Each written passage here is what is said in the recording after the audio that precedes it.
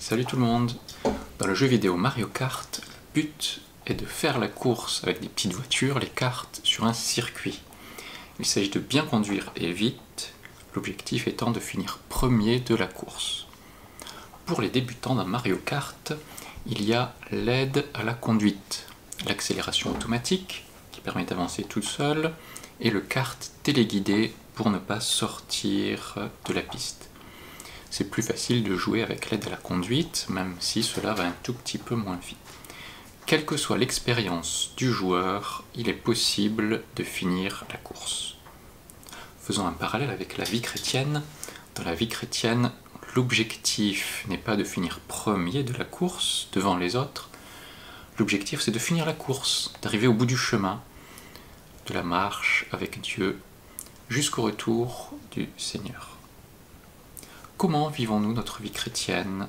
Comment vivons-nous notre marche avec Dieu? Laissons-nous encourager par le texte du jour, Jacques 5, 7 à 11.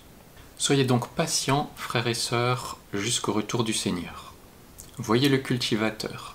Il attend le précieux fruit de la terre en faisant preuve de patience envers lui, jusqu'à ce qu'il ait reçu les premières et les dernières pluies. Vous aussi, soyez patients, affermissez votre cœur, car le retour du Seigneur est proche. Ne vous plaignez pas les uns des autres, frères et sœurs, afin de ne pas être jugés. Voici que le juge se tient à la porte. Mes frères et sœurs, prenez pour modèle de patience dans la souffrance les prophètes qui ont parlé au nom du Seigneur. Nous disons heureux ceux qui persévèrent.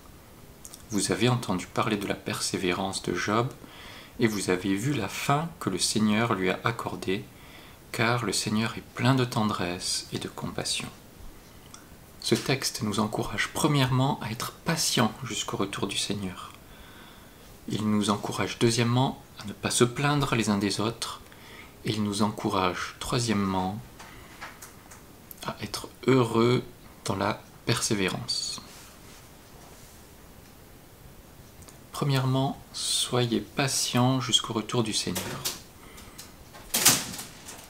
Être patient, c'est attendre et persévérer avec tranquillité. Être patient, c'est persévérer dans une entreprise longue et pleine d'obstacles. Être patient, c'est supporter les circonstances et c'est aussi supporter les gens.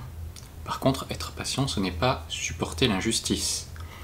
Et dans sa lettre, avant le chapitre 5, Jacques vient d'encourager les chrétiens à persévérer dans la croissance spirituelle. Il vient de les encourager à continuer dans la sanctification, dans la marche avec Dieu. Voici quelques conseils et encouragements qui ont été donnés déjà jusqu'à maintenant, déjà dans Jacques 1. Les épreuves que tu rencontres, elles te rendent endurant face à l'épreuve. Sois-en heureux. Demande la sagesse avec foi, sans douter, elle te sera donnée. Dans l'épreuve, n'accuse pas Dieu. C'est ton propre désir qui te met à l'épreuve. Ce qui vient de Dieu, ce sont les dons excellents et parfaits. Sois lent à la colère, rapide à écouter, écoute la parole de Dieu et surtout, mets-la en pratique. Sois maître de ta langue et de tes paroles. Au chapitre 2, ne fais pas de différence entre les gens dans l'Église. Aime ton prochain comme toi-même, quelle que soit sa condition sociale. Que ta foi soit accompagnée d'œuvres. La foi sans les œuvres est morte. Jacques 3. La langue est difficile à dompter. Elle sert à dire du mal et des malédictions aussi bien qu'à dire du bien. Il ne faut pas que ce soit le cas. Tiens ta langue en bride pour contrôler tes paroles. Sois sage et intelligent. N'aie pas de jalousie amère ni d'esprit de rivalité. Sois porteur de paix, doux, conciliant, plein de compassion et de bons fruits, sans hypocrisie. Jacques 4. Sois ami de Dieu et non pas ami du monde, que ta passion ne soit pas pour le péché. Résiste au diable et soumets-toi à Dieu. Ne dis pas du mal de tes frères et sœurs. Ne sois pas fier si tu fais des projets sans Dieu. Fais des projets avec Dieu. Ne t'enrichis pas injustement aux dépens des plus faibles. Tout ça, ça fait long, peut faire beaucoup, et ça peut nous faire perdre patience, et ici Jacques nous encourage à être patient. Il donne l'exemple du cultivateur qui attend la récolte.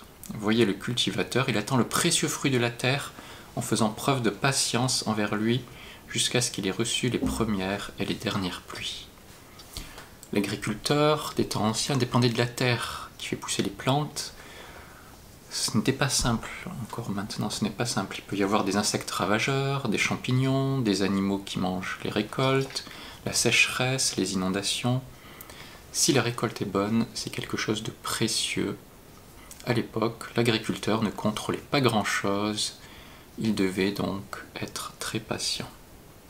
Reprenons Mario Kart. Pour être le premier dans Mario Kart, il faut bien s'entraîner, il faut connaître les circuits, esquiver les attaques des autres joueurs, bref, cela demande de la persévérance et de la patience.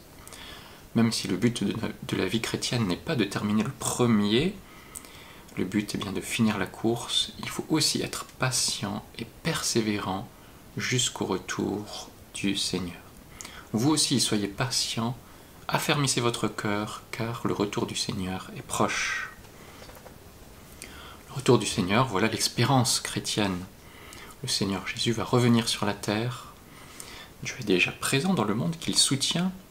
Il est présent dans le cœur des croyants par son Saint-Esprit, et la Bible parle aussi du retour en personne du Seigneur Jésus. Voici, je viens bientôt. Le retour du Seigneur, le retour de Jésus, c'est premièrement la résurrection des morts. La mort elle-même sera le dernier ennemi qui sera anéanti. Jésus est déjà ressuscité et il est dit que celui qui place sa confiance dans le Père est passé de la mort à la vie spirituellement. Nous sommes déjà vivants spirituellement. En complément, au dernier jour, nos cœurs ressusciteront aussi. Je le ressusciterai au dernier jour, dit Jésus dans Jean 6. Le retour du Seigneur, c'est aussi deuxièmement le règne éternel de Dieu. Certes, Dieu règne déjà actuellement au sens où il contrôle les événements, il fait avancer son royaume, mais le règne éternel de Dieu, permanent, est encore à venir. Quand il viendra, tout le mal aura été supprimé de la terre, la mort sera définitivement vaincue. Le retour du Seigneur, c'est troisièmement le jugement du Seigneur. Comment le jugement peut-il être une espérance pour le chrétien? C'est une espérance car le chrétien n'attend pas une condamnation. Christ a été condamné pour nos péchés à notre place, nous qui avons cru en lui. Le chrétien attend du jugement l'acquittement face au péché et les récompenses de ses œuvres. 1 Corinthiens 3,14 « Si l'œuvre que quelqu'un a construite sur le fondement subsiste, il recevra une récompense. Si son œuvre brûle, il perdra sa récompense. Lui-même sera sauvé, mais comme au travers d'un feu. » Finalement, quatrièmement, le retour du Seigneur, c'est ce qu'on appelle la béatitude finale. Ce sera l'allégresse, la joie des serviteurs du Seigneur, quand le mal sera complètement éliminé. Il ne se fera ni mal ni destruction, est-il dit dans Ésaïe 65, 25. La béatitude finale, ce sera aussi le plein accomplissement des hommes en tant que personnes. Notre esprit sera parfaitement régénéré et sanctifié, et notre corps spirituel adapté et ressuscité. On aura des choses à faire sans douleur. Dieu étant infini, on n'aura pas le temps de s'ennuyer, cela prend du temps pour explorer toute la bonté de Dieu. Il y a encore beaucoup de choses à dire sur le retour du Seigneur, mais entrevoir ce que peut être le retour du Seigneur peut nous encourager à persévérer et à être patients. Paul a dit, dans Romains 8, 18, « J'estime que les souffrances du moment présent ne sont pas dignes d'être comparées à la gloire qui va être révélée pour nous. » Être patient, c'est un grand effort, mais qui vaut le coup. Être patient, c'est aussi supporter ses frères et sœurs dans la foi. C'est la deuxième partie. Ne vous plaignez pas les uns des autres. Ne vous plaignez pas les uns des autres, frères et sœurs, afin de ne pas être jugés. Voici que le juge se tient à la porte. Dans le livre Crise de foi, Un chrétien discute avec d'autres à la fin d'un culte et il dit « Tu as vu, telle dame n'a pas fermé les yeux pendant la prière, ça ne se fait pas. » Mais si ce chrétien fermait les yeux, comment a-t-il fait pour voir la dame qui ne fermait pas les yeux? C'est un peu absurde. Et donc c'est là un exemple type de se plaindre des autres. Il se plaint des autres, par exemple, ce chrétien, alors que lui-même fait pareil. Peu importe de fermer les yeux ou non dans la prière, du moment qu'on est concentré et tourné vers Dieu. Et ce passage de Jacques 5,9 reprend Jacques 4,11 où il est dit « Ne dites pas du mal les uns des autres, frères et sœurs. Celui qui parle contre un frère ou qui juge son frère, parle contre la loi et juge la loi. Or, si tu juges la loi, tu ne la mets pas en pratique, mais tu t'en fais juge. Un seul est législateur et juge, c'est celui qui peut sauver et perdre. Mais toi, qui es-tu pour juger ton prochain ?» Ainsi, il est demandé aux chrétiens de mettre en pratique la parole de Dieu et non pas de juger les autres chrétiens qui galèrent dans la mise en pratique de la parole de Dieu. Après la conversion, chacun est à une étape différente dans sa marche avec le Seigneur. Il nous est demandé de ne pas juger ou mépriser les autres. Reprenons le jeu Mario Kart. En plus de la conduite, il faut bien sûr gérer les interactions avec les autres joueurs. Sur le circuit, il y a des objets à récupérer dans des boîtes à objets. Donc c'est les cubes avec les points d'interrogation. Les objets permettent d'aller plus vite, comme le champignon ou l'étoile, et les objets peuvent aussi perturber les autres joueurs, comme la banane qui va arrêter le kart qui roule dessus, ou la carapace bleue qui va directement sur le premier joueur de la course et va exploser pour l'arrêter un moment. Si un joueur est arrêté, pas possible de l'aider, c'est chacun pour soi. Faisons le parallèle avec la vie chrétienne. La vie chrétienne, on l'a vu, est comme une course vers la sanctification, mais le parallèle s'arrête là. Dans la vie chrétienne, le but n'est pas d'aller plus vite que les autres, ou pire, de faire tomber les autres chrétiens, de les perturber dans leur marche avec Dieu. Dire du mal des autres, c'est mettre une peau de banane sur leur chemin, sur le chemin de la sanctification. Celui qui juge son frère, c'est comme lui envoyer une carapace bleue pour l'arrêter dans sa marche avec Dieu. Qu'il n'en soit pas ainsi parmi nous. Jacques a parlé juste avant le texte d'aujourd'hui dans sa lettre de l'importance de la langue, des paroles que l'on peut dire. La langue qui est un petit membre du corps, mais qui a de grands effets, comme le mors des chevaux dirige tout le cheval, ou le gouvernail dirige tout le bateau. Être patient, c'est ainsi se supporter les uns les autres, être patient aussi avec les autres. Être patient, c'est supporter sans impatience le comportement d'une personne, même pénible. Avec qui es-tu impatient? Ne juge pas tes frères et sœurs, demande à Dieu de l'amour pour cette personne. L'amour est patient, nous dit 1 Corinthiens 13, 4. Troisième partie, heureux ceux qui persévèrent. Heureux ceux qui persévèrent. Mes frères et sœurs, prenez pour modèle de patience dans la souffrance les prophètes qui ont parlé au nom du Seigneur. Nous ne sommes pas les seuls à souffrir, nous ne sommes pas les premiers non plus. Les prophètes ont souffert avant nous pour leur foi. Certains ont été persécutés. Nous pouvons penser à Élie face au roi Akab, à Jérémie qui a souffert, à Daniel qui est passé par la fosse au lion, jusqu'à Jean-Baptiste qui a été décapité. Nous aussi, nous sommes appelés à être patients dans la souffrance. Jack Brown, un auteur américain, a dit « Face à la roche, le ruisseau l'emporte toujours, non pas par la force, mais par la persévérance. » Nous disons « Heureux ceux qui persévèrent ». La persévérance donne la joie, elle rend heureux. C'est ce que Jésus dit dans son sermon sur la montagne. « Heureux ceux qui sont persécutés pour la justice, car le royaume des cieux leur appartient.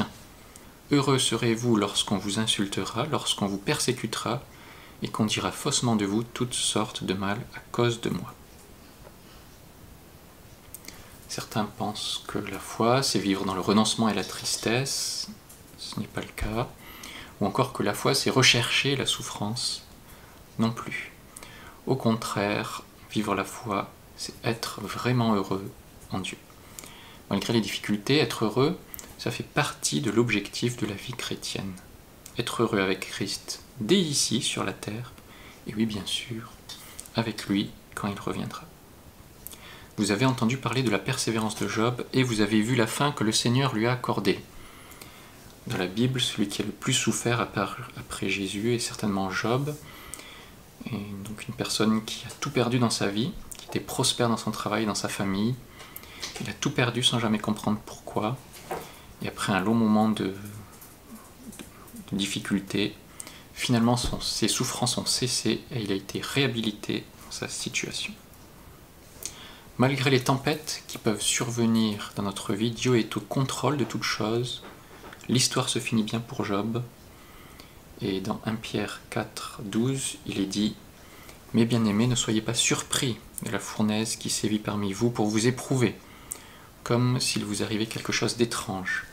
Réjouissez-vous au contraire de la part que vous prenez aux souffrances de Christ, afin d'être aussi dans la joie et dans l'allégresse lorsque sa gloire sera dévoilée. » Les souffrances, ça arrive dans la vie chrétienne, et ce qui peut aussi nous encourager, ce qui est dit là, c'est que le Seigneur est plein de tendresse et de compassion, ou ce qui peut être aussi dit, que le Seigneur est plein de bonté et de compassion, la compassion étant d'éprouver de la souffrance pour autrui. C'est bien parce que Dieu est plein de tendresse et de compassion qu'il a envoyé Jésus, son Fils, sur la terre, pour que Jésus meure pour nos péchés, afin de prendre sur lui les conséquences de notre péché. Et ainsi, tous ceux qui croient en lui ne meurent pas, mais ont la vie éternelle. Ils héritent de la vie avec Dieu. Malgré les souffrances dans nos vies, les difficultés que nous pouvons traverser, soyons patients et persévérants, car Dieu nous aime. Soyons patients et persévérants, car le Seigneur revient bientôt.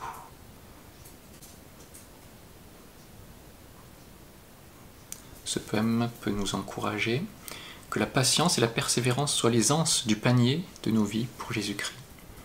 Affermissez vos cœurs dans le labeur dur des douleurs qui ne seront qu'évanescence. Que la tendresse et la compassion de l'Éternel soient la source de nos louanges fidèles. Heureux, oui, joyeux serons-nous quand du haut des cieux brillera l'espoir révélé, l'ami de nos âmes, le sauveur de l'humanité, Jésus-Christ. C'est lui que nous aimons, il revient bientôt. Alors, comme le psaume 30 le dit, nous pourrons chanter en l'honneur de l'Éternel, vous qui l'aimez, célébrez par vos louanges sa sainteté, car sa colère dure un instant, mais sa grâce toute la vie. Le soir arrivent les pleurs et le matin l'allégresse. Bye bye.